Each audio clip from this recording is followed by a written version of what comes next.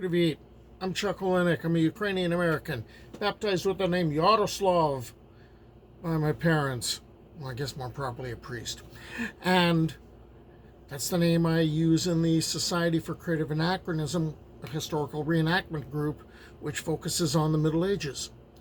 And when I retired, I decided to use my powers of dressing up and talking about history for good, and decided I would focus on Eastern European and Slavic folklore and mythology and history, and put these in a video format which would hopefully make the subjects more accessible to folks within the society and maybe the general viewer who might just be a bit of a history buff. So in the previous videos, and there's been like 57 in the series Tales of the Borderland, a bunch on mythology and on the gods and that sort of thing, but I also did like half a dozen on the rulers of Kyivan Rus. So I covered Prince Oleg the Wise, or Oleg, and Saint Olha or Olga. Sviatoslav the first was Olga's son. Then the quarreling brothers Yaropolk and Volodymyr the Great. Volodymyr's sons, Sviatopolk the Accursed, and we left off with Sviatopolk's brother Yaroslav the Wise. Yaroslav the Wise ruled the lands of the Rus for 35 years as the Veliki Knyaz, or the Grand Prince. And the era was considered a renaissance. The architecture in the capital of Kyiv rivaled that of Constantinople. The lands he ruled reached from the Baltic Sea to nearly the Black Sea, and his 6 sons helped him rule as princes. But sons follow fathers, and sometimes the sons aren't as competent. Renaissances don't last forever, and specifically this Renaissance of Yaroslav's ends in 1054 with his passing. And from the years 1054 to 1113, you see some brotherly cooperation for the first 18 years, and then it's followed by chaos. Yaroslav had 6 sons. 3 of them, Zayaslav the first and Sviatoslav the second and Veslovod the first, they ended up ruling Kyiv one after another. Now, Yaroslav understood the concept of brothers going to war on each other, so he really pushed the idea of primogeniture and of saying, okay, Zayaslav, you are the oldest, you will inherit the principalities of Kyiv and of Novgorod. Novgorod was a particular prize. And the other brothers, the other 4, were to be given other principalities, and they were to view Zayaslav like a father. So let's look at how Yaroslav divided the lands of the Rus amongst his sons. Zayaslav was the eldest, born in 1024. Before his father's passing, he was the Knyaz, or Prince of Turov, before becoming Veliki Knyaz, the Grand Prince, and ruler of the lands of Kyiv and Novgorod. The reason he got the title was because his older half-brother, Volodymyr, passed on 2 years before their father, in a way that made the transition easier, as the remaining sons all had the same mother, Ingigerd Olafsdottir. In 1043, Yaroslav made an agreement with King Casimir I of Poland, and the agreement was sealed with a double marriage. Casimir married Dobronega, Yaroslav's sister, and Zayaslav was married to Gertrude, Casimir's sister. From the marriage were born 3 children: Iziaslav's son Yaropolk, Mstislav, and Sviatopolk, who later becomes Sviatopolk II, Grand Prince of Kiev. Sviatopolk II, born in 1027, he would rule the Chernihiv land, Tumurom, and Tumutorokhan. He ruled the Principality of Vladimir in Volhynia in his father's lifetime. That was around from 1040 to 1054. Vsevolod, born in 1030, upon his father's death in 1054, received lands in the Pereyaslav, Upper Volga, Rostov, Suzdal, and Belozersk regions. His father arranged a marriage to back up an armistice with the Byzantine Emperor Constantine IX Monomachos in 1046 to a Byzantine princess, who, according to tradition, was named either Anastasia or Maria. She would bear him a son, Volodymyr Monomach, whom we're going to talk about later. Of the remaining 2 brothers, Ihor Yaroslavich, born in 1035, was assigned the Volodymyr Volinsky land. The baby of the family, Vyacheslav Yaroslavich, born a year later, 1036, he's going to get the land of Smolensk.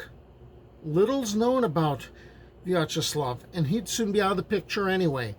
This is from the Primary Chronicle, from the years 6564 to 6565, and in the Common Era 1056 to 1057.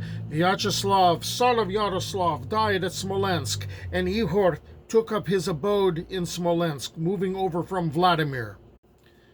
So now we get into the next phase. From the beginning, Sviatoslav, Iziaslav, and Vsevolod, they worked together. And they ended up creating what was called the Yaroslavichi triumvirate. Sounds pretty cool. And they oversaw the affairs of Kyivan Rus until about 1072. And one of their first acts in cooperating together was they freed their uncle, whom their father had imprisoned. And this is from the Primary Chronicle in 6567. In the Common Era, 1059. Iziaslav, Sviatoslav, and Vsevolod liberated their uncle Sudislav from the prison where he had been confined for 24 years, and after they had obtained his oath of fealty, he took the monastic habit. He'd die in 1063. Okay. One of the reasons they called this the Yaroslavichi triumvirate is that by the next year, 1060, Ihor had passed away at the age of 24. So now there's only the 3 brothers. In that same year, from the Primary Chronicle, 6568, or 1066 in the Common Era. After collecting a numberless army, Iziaslav, Sviatoslav, and Vsevolod made an expedition by horse and ship against the Turks. When the Turks heard of their coming, they were afraid, and are fleeing even unto this day. One of the crowning achievements of that period, and one of the last of the triumvirate, was the confirmation in 1072 of the so-called Pravda Yaroslavichiv, a part of the first legal code of Rus called the Ruskaya Pravda, an extensive revision of their father's law codes. The Cumans again invaded Kyivan Rus in 1068. The 3 brothers united their forces against them, but the Cumans routed them on the Alta River. After their defeat, Vsevolod withdrew to Pereyaslav. However, the citizens of Kiev, they're going to rise up in open rebellion. They're going to dethrone Iziaslav, and they're going to liberate and proclaim Vseslav Bryacheslavich of Polotsk, also known as Vseslav the Sorcerer or Vseslav the Seer, their Grand Prince. By the way, he's a cousin. Okay. Vsevolod and Sviatoslav, they're going to make no attempt to expel the usurper from Kyiv. Vsevolod had a great reputation for sorcery. The Russian Primary Chronicle states that he was conceived by sorcery and was born with a veil of birth membrane on his head, and that the sorcerers told his mother that this should be bound to his head for the rest of his life, as it was a sign of good luck. The Bogatyr, the elder Bogatyr, Volha Sviatoslavich, or Volk Vesislavich, the shape-shifting Bogatyr, is based upon him. And he shows up in a number of places, including the tale of Ihor's campaign. Bet you didn't see that stuff coming. We're talking about a shapeshifter and the implication he's like a werewolf and all that. Okay. Now, Yaroslav, he runs away to Poland.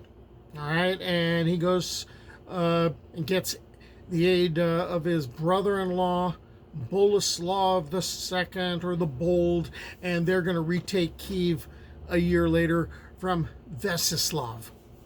Okay, with Yazoslav's return, the triumvirate's restored, and they participate together in the translation of their saintly uncles, or the relics of their saintly uncles, Borderland, and that was in May of 1072. And according to the Primary Chronicle, the devil stirred up strife amongst the three brothers after the canonization of Saints Boris and Gleb. Vsevolod supported Sviatoslav against Yaroslav and marched on Kyiv, and the people refused to support Yaroslav again, and he was forced to flee abroad in 1073. And the Primary Chronicle puts the blame on Sviatoslav, saying that he misled his brother in order to attack his other brother. Sviatoslav emerged as the Grand Prince of Kyiv from 1073 to 1076, and Vsevolod took the throne of Chernihiv. So in a way, that idea of, okay, one brother dies or is out of the picture and people shift cities, that's carrying on, because Chernihiv was originally given to Sviatoslav, but now he's the Grand Prince. So he's running Kyiv and Novgorod, so now Vsevolod, he moves over to Chernihiv. And during this time period, Yazoslav's running around and he's looking for help and he's not getting any help. So Sviatoslav's reign is going to be pretty short and it's pretty uneventful. And the Primary Chronicle says that in 1076, December 27th, 1076, Sviatoslav, son of Yaroslav, died from the cutting of a sore and was buried in Chernihiv. On January 1st, Vsevolod succeeded in the throne. In this year, a son was born to Vladimir. He was named Mstislav and was the grandson of Vsevolod. Now it's 1077. And Yaroslav, remember him? Well, he marches on Kyiv with Polish troops, and Vsevolod Yaroslavich renounces his throne and he retires to Chernihiv, which was the area that he was supposed to rule while Sviatoslav was on the throne. So Yazoslav's back on the throne in Kyiv, and he forgives his brother Vsevolod for fighting against him. And the way the Primary Chronicle does it, it's like this whole major guilt trip of, I forgive you because of all the bad stuff that happened to me, but I forgive you. And actually turns around, and even though Vsevolod is ruling in Chernihiv, Yaroslav makes it official and says, yeah, Chernihiv, which used to belong to Sviatoslav, is now yours. That doesn't sit well with Sviatoslav's kids, because they're viewing it as their own patrimony or ochina. And, it's like, hey, this is ours, and you gave away our land. And so Sviatoslav's son, Oleg, is going to make an alliance with the Cumans, and he's going to invade Chernihiv and take back Chernihiv from his uncle. And Yaroslav rides to the rescue of his brother, and they're forcing Oleg to retreat. And as Yaroslav is standing around amongst some foot soldiers, he's struck in the shoulder with a spear. And so Yaroslav, son of Yaroslav, meets his death. Oleg runs away to Matarkan, and that's where the Khazars end up imprisoning him, and they send him in chains to Constantinople. And the emperor happens to be a buddy of Vesvolod, and so he's going to exile him for a time. After Izayaslav's death, Vesvolod, as their father's only surviving son, took the throne of Kyiv, thus uniting the three core principalities, Kyiv, Chernihiv, and Pereslavl, into Kyivan Rus. And he appointed his eldest son, Vladimir Monomach, to administer Chernihiv. Vesvolod spoke 5 foreign languages, according to Vladimir Monomach's autobiography, most likely Greek and Cuman, because of the nationality of his 2 wives, and that he likely spoke Latin, Norse, and Ossetian. So, Vesvolod, he doesn't command the army because he tended to lose battles. His eldest son, Vladimir Monomach, is a grand and famous warrior, and he's going to do most of the fighting, and he's pretty successful at it. And there was plenty of that fighting to go around. Now, when Vesvolod dies in 1093, you would think that Vladimir would end up taking the throne of Kyiv. No, there's a big argument that takes place over who had the right to rule. And what ends up happening is Sviatopolk, who is Sviatopolk II, who is Izayaslav's son, the oldest brother, he'll take the throne. And he's going to rule for like about 20 years. And there's a lot of tension that goes on because you have Sviatoslav's son, Oleg. He's going, no, the throne's mine. And then Vladimir, he's waiting, like, it's mine. But he's actually being patient about it. But there is this whirlwind of warfare between the brothers, or potential warfare between the brothers.